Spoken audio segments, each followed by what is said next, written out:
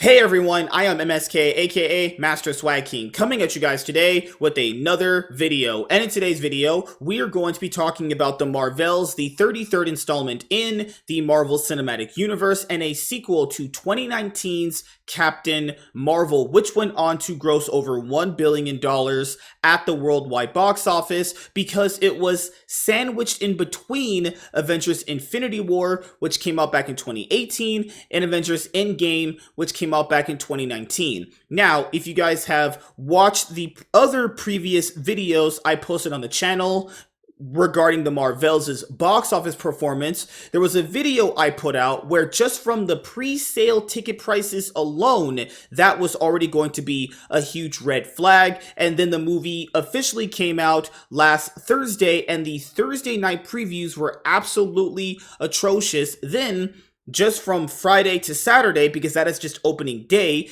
the Marvels ended up having the worst or second worst opening day for an MCU movie, depending on if you think The Incredible Hulk from 2008 had a worse opening day, if you adjust those numbers for inflation. Then, when the worldwide box office results were tallied between Thursday to Sunday, the Marvels came out to the lowest opening weekend for an MCU movie ever. And then the shill media were out there saying, oh, but it's the highest opening weekend ever for a film directed by a black woman. And no, even if that's true, which it probably is, it doesn't matter, because having a lowest opening weekend movie in the Marvel Cinematic Universe is much more worse than the narrative that it's the highest opening movie for a black female film director. Because as people who generally tend to live under a rock, as most people do, or they're just brain dead NPCs, the Marvel Cinematic Universe is the highest grossing film franchise of all time, totaling at $30 billion. There should be no possible world where you have a lowest opening weekend ever for a Marvel Cinematic Universe movie at all. That is unacceptable for everything that this franchise would definitely hold for a standard of itself. Now, earlier this year, when Ant-Man and the Wasp: Quantumania came out, that was something for the Marvel Cinematic Universe, because not only were some of the movies already having some really bad box office results, even starting as far as back as like 2021 with like Phase 4. I know there's other like worse ones when the franchise first started, but that can be seen as a weird thing of how the franchise was on the upswing when you started getting the really bigger, higher grossing films. So, Ant-Man and the Wasp: Quantumania came out earlier this year in 2023, and that had a historic second weekend drop. It was in basically the BVS range between 69% to almost 70%, which is what BVS experienced in its second weekend at the worldwide box office back in 2016. So, when you're looking just at the results at the box office these movies have accumulated, and even if you look at the surface level for movies like Thor: Love and Thunder, Black Panther: Wakanda and Forever, you gotta start looking at those numbers and going, wait, there's marketing and advertising, then the theaters get their cut. Yeah, some of these higher grossing films like Doctor Strange and the Multiverse of Madness, Thor: Love and Thunder, and Black Panther: Wakanda Forever, yeah, they got some big numbers there, but is that really enough to ink out a profit? I don't think so. I think they barely break even and make a little bit of money, but it's not something that they might want to, reinvest more money into a third film for Doctor Strange, for Black Panther. And we do know they're working on a Thor 5. I don't know if that's a really good idea, given how the, Thor: Love and Thunder was just complete shite. Obviously, it's one of the worst MCU movies, complete dog shit, actually. But hey, they're going to make a Thor 5 because Thor: Love and Thunder grossed, what, $720 or $750 million worldwide, and off a $250 million budget, you'd think that's pretty good, but no, that's just the break-even range right there, because you have to factor in the $100 million worth of marketing. Now, generally, this is something that most people do not understand, and I'll explain it to you for those who don't understand. When new movies come out in the movie theater, there's a reason why studios have them before each other, because that way you could definitely pick up momentum, so that way in the second weekend, if your movie did have good reception and a good opening weekend, Yes, most movies do drop in the second weekend, but it really just depends on which movie, which year it was released, and which date it was honestly released in the months of that particular year. Now, this happened earlier this year with Barbie and Oppenheimer, where you had Mission Impossible 7 come out a week before those movies. And since the whole Barbenheimer event was so big, even though Mission Impossible 7 had great reviews from critics, its opening weekend wasn't really that good. And then when you have two more new movies coming out, the momentum swings to the new movies. Actually, it's a big momentum swing when it comes to movies at the box office, and you must understand a lot of different things to understand how a lot of these movies actually perform. Now, given how we're gonna see and read how this article is gonna play out, the Marvels is absolutely collapsing. And with the drop this big, there's no way to recover. The movie's budget is like north of $300 million. So this movie has completely collapsed at the box office. And I want to mention this because this is something for people that may or may not like the movie, which is even if you like the Marvels, that has no real bearing or not if the movie actually failed at the box office. You can like movies that bomb at the box office. I know plenty of people do, obviously myself as well. Now, you also have a new Hunger Games movie that has just gotten released with Rachel Zegler. Rachel Zegler is basically just box office poison. I mean, I've seen the other two movies she's been a part of, which is West Side Story, which was directed by Steven Spielberg, and she was obviously in Shazam 2. So both of those movies bombed at the box office, and I'm pretty sure the Hunger Games new prequel movie will probably end up bombing at the box office as well, and we'll see how that played out for them.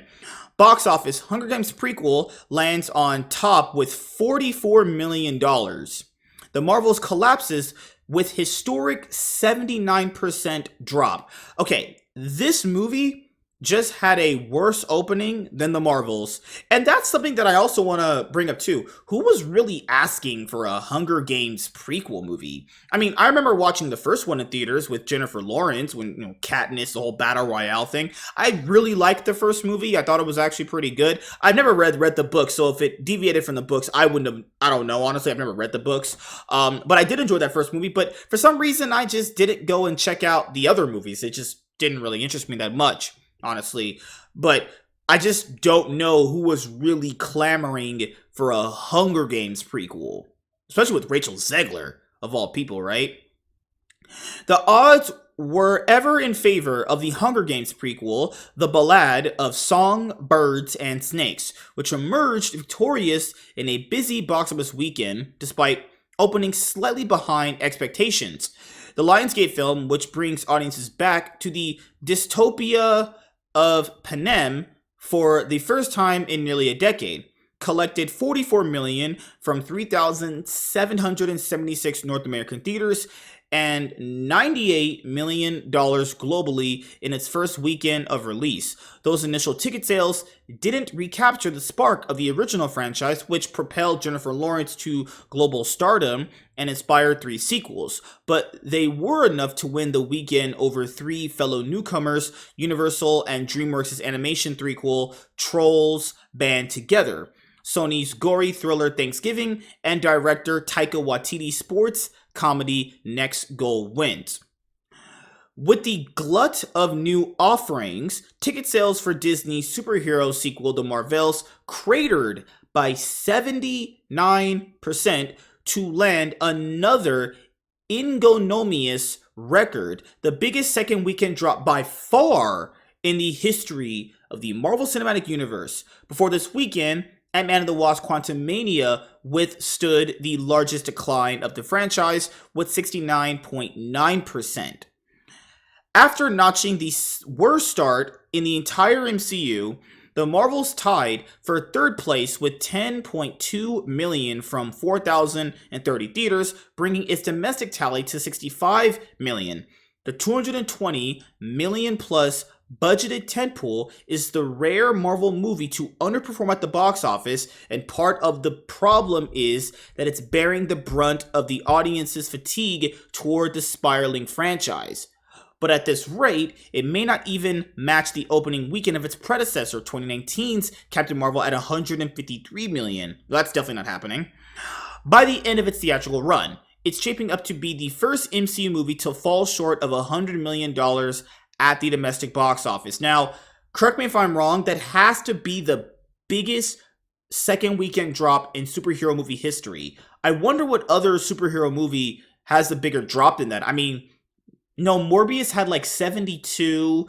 James Gunn's Suicide Squad had like 73, 74, I think. I'm pretty sure that's the highest one, you know? So, for people who don't know what that means, having a drop like that means, well, this is what kind of bigger tentpoles mean. So basically, these movies tend to be very front-loaded, okay? So basically, who's ever really gonna go see them goes and sees them opening weekend from Thursday to Sunday, right?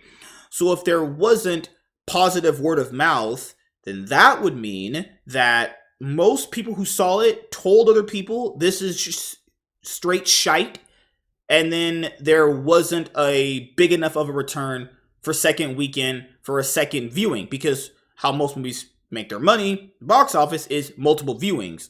So the multiple people that saw the movie opening weekend, obviously the word of mouth was really, really bad on it, and then they did not go back for seconds. That's pretty much it.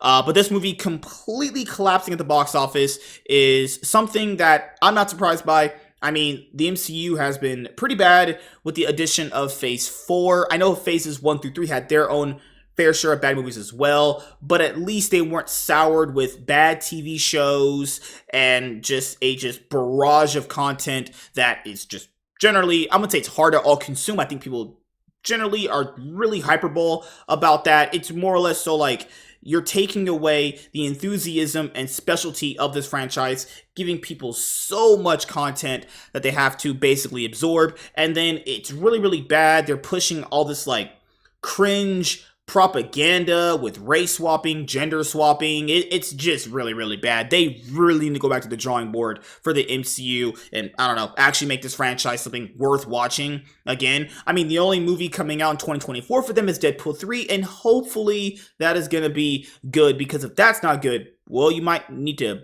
attempt to piss lighter fluid on this franchise and throw a match on it, because it's getting really bad. Hopefully we never get to that point, but it is looking not good at all. Although the Ballad of Songbirds and Snakes opened significantly lower than its predecessors, each of the 4 Hunger Games installments launched to at least $100 million at the domestic box office. Analysts believe the film is well positioned in its theatrical run.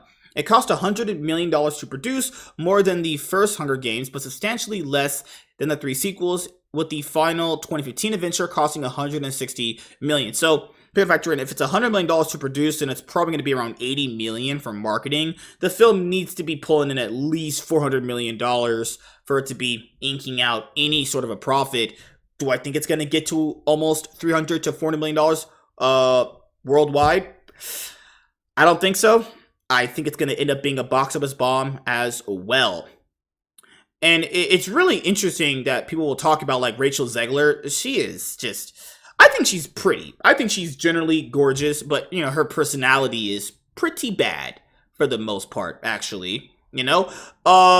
And we also have, you know, other movies that came out as well. We had, you know, Thanksgiving. We also had the new Trolls movie.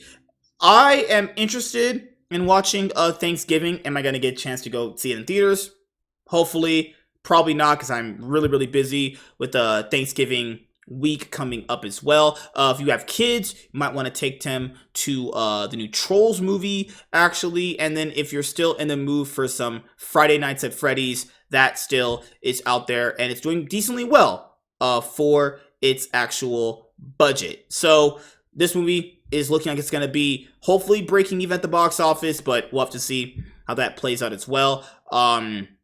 Apparently, Killers of the Flower Moon is not doing so well, but depending on where this movie's budget is, that is gonna be something people have to reanalyze when they're thinking about doing movies like Killers of the Flower Moon. Is, do you put in these big budgets for these kind of movies? Because if they don't really have an audience at the theaters anymore, is this kind of a genre that just doesn't really exist anymore. Because there's really no point in making movies like this anymore if they're just going to keep bombing. I mean, these movies have been bombing for a long time, and I don't understand why people still constantly make them. Now, I'm going to check Killers of the Flower Moon's budget. I just need to go to the budget of the movie. I mean, Wikipedia will have it. I just need to go on here just to see the budget. I'm pretty sure it's around $200 million, right?